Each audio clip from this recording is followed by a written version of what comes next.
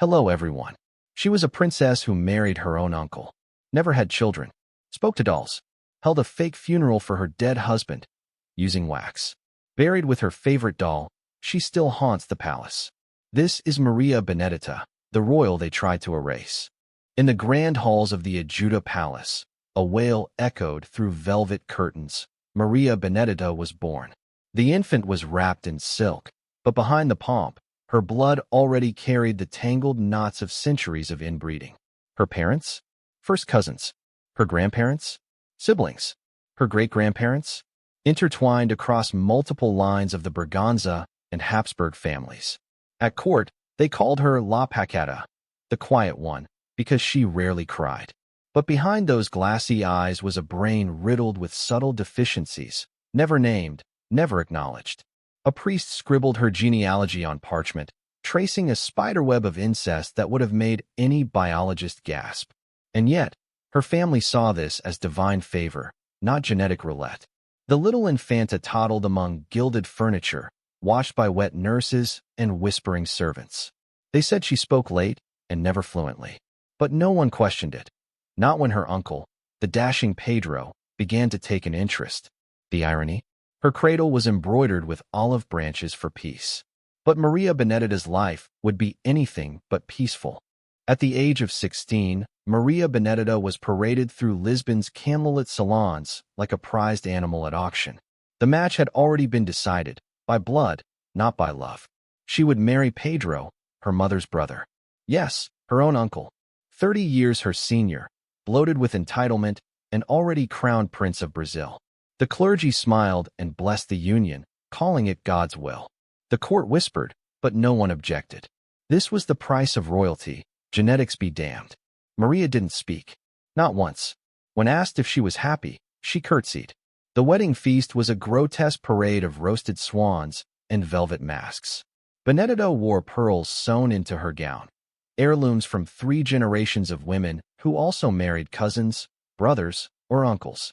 That night, behind the heavy doors of the royal bedchamber, a girl was told to lie still and produce an heir. But the child never came. Neither did Joy. And yet, she remained his wife until death. Years passed, but Maria's womb remained quiet. In a palace obsessed with heirs, her barrenness was treated like a plague. She drank elixirs of crushed pearls and goat urine. Priests exorcised her uterus. No child ever stirred within her. Pedro began to withdraw. He no longer visited her chambers. The court called her a mujer do vento, the woman of wind, a cruel jest on her empty belly and faint mind. Doctors poked and prodded. One physician declared her organs too delicate, as if spun from glass. She began to retreat into solitude. Her rooms filled with dolls, hundreds of them. Each had a name.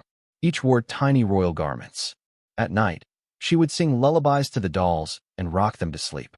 The Queen Mother begged the clergy for annulment. But Pedro, disinterested and indifferent, said nothing. He didn't need heirs. He already had Portugal. And so, Maria Benedetta stayed, trapped between title and infertility, slowly unraveling. As the 18th century waned, Portugal's court turned increasingly surreal. Maria's siblings died of madness, seizures, or melancholia, all euphemisms for the legacy of incest. One brother believed himself a chicken. A sister refused to eat anything but chalk. Maria walked silently through these gilded asylum halls. She never laughed. Her voice was soft and unsure. She spoke to portraits more than people. The servants feared her, but pitied her too. She began to collect bones, small animal ones at first. Later, they found a box in her chambers containing teeth. Human teeth. No one asked where they came from. The Queen Dowager was now mad. The king, her husband and uncle, became obese, wheezing, barely coherent. Maria seemed the sanest of them all, and that terrified everyone. After years of silence, Maria Benedetta turned to faith, or perhaps to madness disguised as faith. She founded a small convent wing inside the palace, insisting it be named the House of Eternal Purity. Only women with untainted bloodlines were allowed in, meaning relatives. The halls soon reeked of incense, mildew, and decay. One nun recited scripture backwards. Another stitched robes from mouse pelts. Maria wore a crown of thorns made from coral. Each day, She whipped herself with golden rosary beads. In the courtyard, she built a wax altar with candles shaped like infants. The priests tried to intervene, but Maria insisted God had spoken to her through the eyes of a doll named Antonio. And so, they left her be. It was easier that way. Pedro died in 1786, bloated and barely coherent, leaving behind no legitimate heir, and a wife who had become more myth than woman. Maria didn't cry. She organized a wax funeral, ordering life-sized effigies of Pedro, herself, and all his ancestors. She sat among them, speaking to the wax Pedro as if he still breathed. The real funeral was attended by nobles in black. The wax funeral? Attended only by Maria and her dolls. She placed Pedro's crown on the wax replica's head and whispered, "Now you'll never leave me again." After the funeral, she kept the wax Pedro in her chamber. Every night, she dressed it in fresh robes and kissed its waxen forehead. The servants began to leave. The palace darkened. Even the rats grew quiet. In her later years, Maria Benedetta became known across Lisbon as the Doll Queen. She now kept over 300 dolls, each one named after a dead Braganza. She hosted tea parties with them, danced with them, buried them when they died.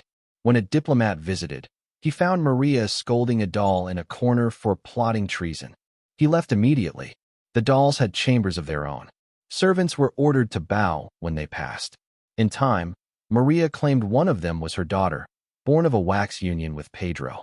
She called the doll Infanta Clara. She kissed its forehead each night and told it stories of kingdoms that never existed. One painter, young, foolish, and desperate for coin, was summoned to paint Maria's final royal portrait. She asked him to paint her as she saw herself, young, fertile, and surrounded by children. But the artist painted what he saw, an old woman in decay, clutching a doll, her eyes vacant. Maria saw it and flew into a rage. She bit the artist's hand and screamed for his execution. He fled the palace and left the painting behind. Maria ordered it burned, but servants hid it in the cellar, terrified by its power.